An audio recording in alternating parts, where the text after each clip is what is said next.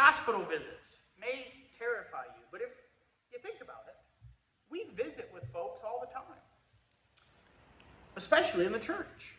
Sunday mornings, as you stand in the pew, maybe you talk to the people in front of you and behind you. Maybe you stand at the back door as people leave and greet people, have a short conversation with them. Maybe on Wednesday nights before your study, you're sitting around the table and you're visiting with folks. We visit with folks on a regular basis. But for some reason, when we have to do a hospital call, or we have to do a nursing home visit, or a visit to somebody in hospice care, we start to get butterflies in our stomach because we don't know what to do. I hope that through this video, we can calm some of those butterflies and teach you and give you the tools that you need to do a hospital visit, or a nursing home visit, or a hospice care visit effectively and well. Depending on the demographics of your congregation, you could be doing many hospital calls, or you could be doing very few hospital calls.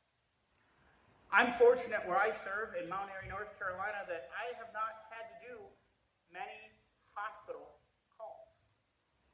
I can probably count the number of hospital calls in a year and a half that I've done here on one hand and have some fingers left over. But it's important to have the information in your back pocket should you ever need to use it. So let's say you get a phone call that Mrs. Smith has been taken to the hospital, and they're asking you to come visit. Absolutely, I'll be there as soon as I can.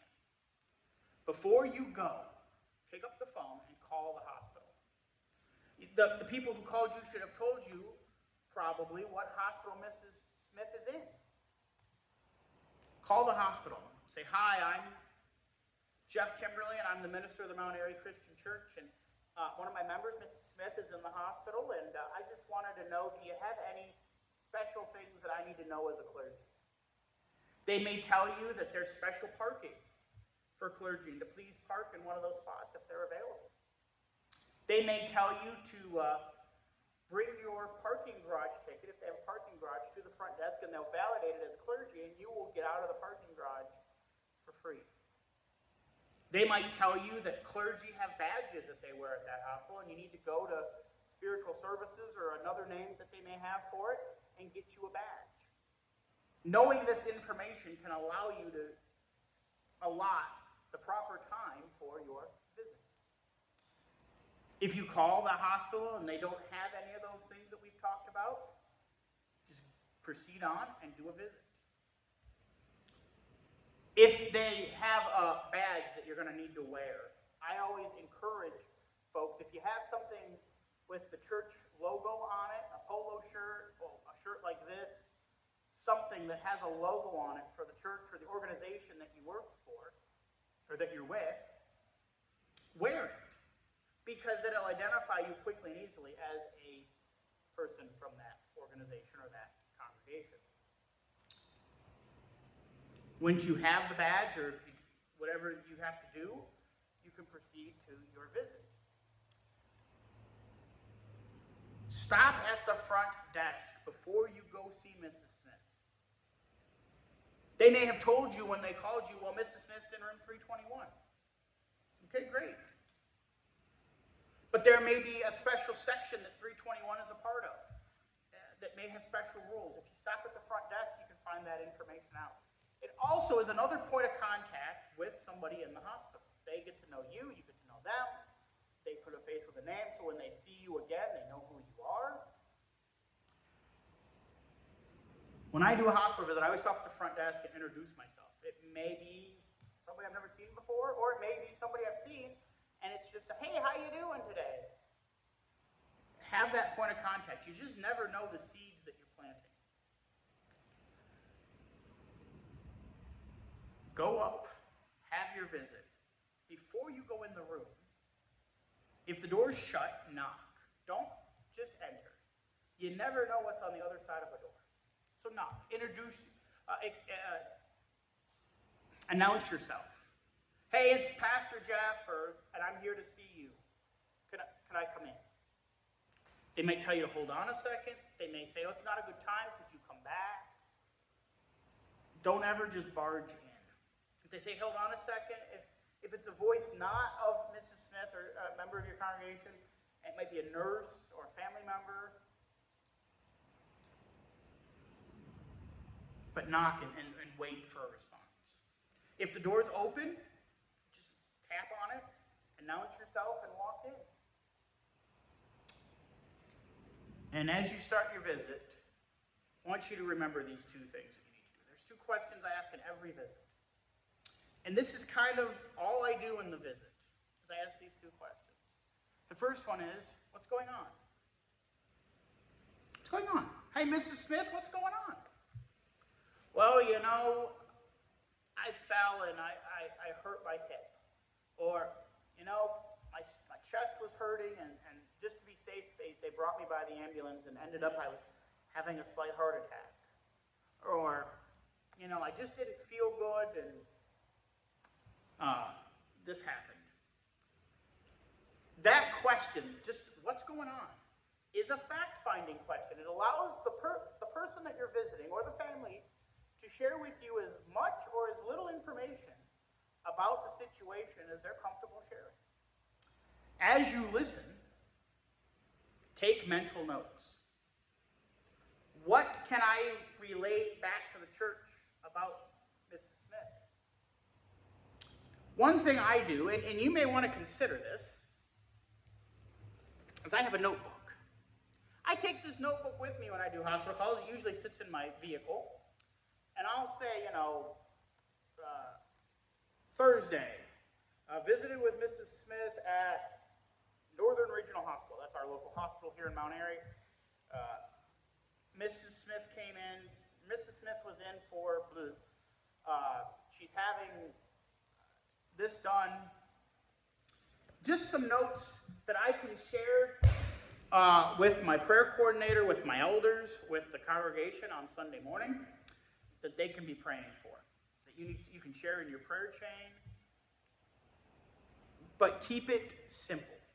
Keep it simple. If Mrs. Smith says, do you know they're going to do a heart cath on me tomorrow? Hey, I went to see Mrs. Smith at the hospital today, and she's doing well, but she's going to have a heart cath tomorrow, so would you pray for her heart cath? Whatever it is, find out what you can pray for. Be listening. You always want to listen more than you talk in any hospital visit, because you're there to fact find, get information to share with the congregation. Now, when they've kind of stopped talking with the what's going on question, always follow it up with this question. What would you like me to share with the church? What would you like me to share with the church? Because that allows them to take what they've told you and kind of condense it into a smaller nut that you can take back and share. Because you don't want to share everything that they've told you. They may not want you to share everything that they've told you, but this allows you to have information that you need. Then, once they've kind of finished that, you've asked that second question, what would you like me to share with the church? Of what you've said, what do you want me to share with the church? Ask this second question. Is there anything we can do for you? Now, 9 times out of 10, the answer to that question is going to be, no, I don't think so. Or, you know, I really appreciate it, but we're fine. But if you don't ask that question, it takes out an opportunity for ministry for you or for the congregation. And as you're listening and you're fact-finding what's going on question, they may tell you a way that you can help, that you can follow up. Be listening for that. Hey, I know you said that, you know, Johnny needs to get back and forth to school, and you're here. Is there somebody else that can do that? Do you need us to arrange that? Whatever it is, it gives you an opportunity to, you know, offer to be there and assist them. One of my favorite presidents was Teddy Roosevelt. And Teddy Roosevelt had a quote, and this is the quote: "People don't care how much you know until they know how much you care." Just by asking, is there anything we can do for you? Anything you need? It shows people you care. and it just says, hey, we're here for you. We're here for you.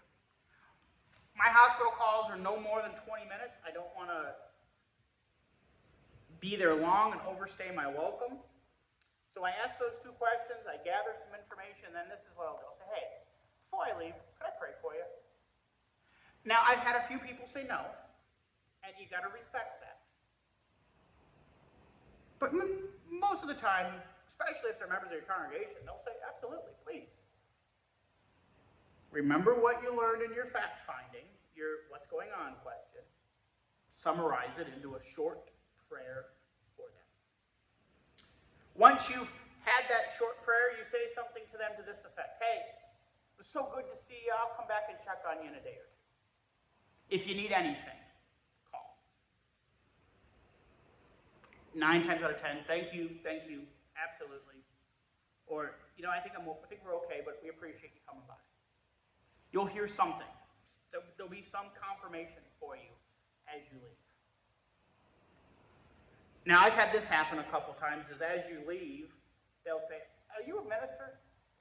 Could you just come in here and pray for so-and-so? Sure, absolutely. Never turn down the opportunity to share the love of Jesus with somebody. Go in, ask those two questions, and pray. Doesn't happen very often, but you never know it might happen to you. So be prepared. When you leave, before you start the car and drive home or back to the church or wherever you're going next, write down what you've learned in your notebook so that you can share it. If you have a minute, call your prayer coordinator, call your secretary, call somebody, share that information and say, hey, would you get it out on the prayer chain? Or however you do it. But get the information out, don't wait. It may be crucial, may be critical that it gets out sooner rather than later, so make sure that it gets out. And then go back and check on them in a day or two.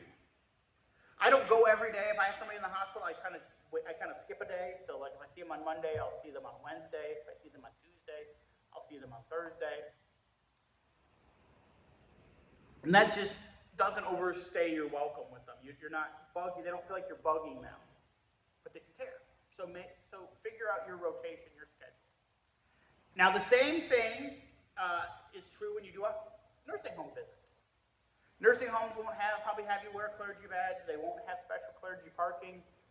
I've never been to a nursing home that has a parking garage. But you always want to familiarize yourself with the layout of the nursing home. Figure out how to get to their room, or the activity area, the cafeteria. Figure out where they may be in different times of the day. Familiarize yourself. And then just go visit. Ask those same questions. What's going on? How are you today? Let them share. Do you need anything? Anything we can do for you? And just visit. And then pray for them. You never want to leave a visit without praying for the person you're visiting. Now, let's stop for just a second. Let's say you go and do a visit and the person is asleep. Or you can't find them. What do? Well, I do this, and it's simple. Used to be, you had a business card. Business cards are kind of going extinct these days. I don't have them anymore. But I find something I can write a note on, or I take a piece of paper with me and stick it in my pocket, and I'll rip off a little section. Hey, Mrs. Smith, came to see you today. Sorry I missed you. We're praying for you, Jeff. Put the date, put the time. Leave it somewhere that they're going to find it. And then go on your way. If they're sleeping, don't wake them up. I've always found that it's better to just let them sleep. So let them sleep. If you don't gather any information because Mrs. Smith is asleep, somebody asks you, well, did you go see Mrs. Smith? Yeah, I did. But she was sleeping, so I just let her be. I'll go back and see her tomorrow. And then do that. Hospital visits, nursing home visits, hospice care visits, they don't have to be something that concerns you or worries you or gives you the butterflies. After all, like I said, we visit every day. Where we do it is no different. Just have a conversation. Be present. Listen more than you talk.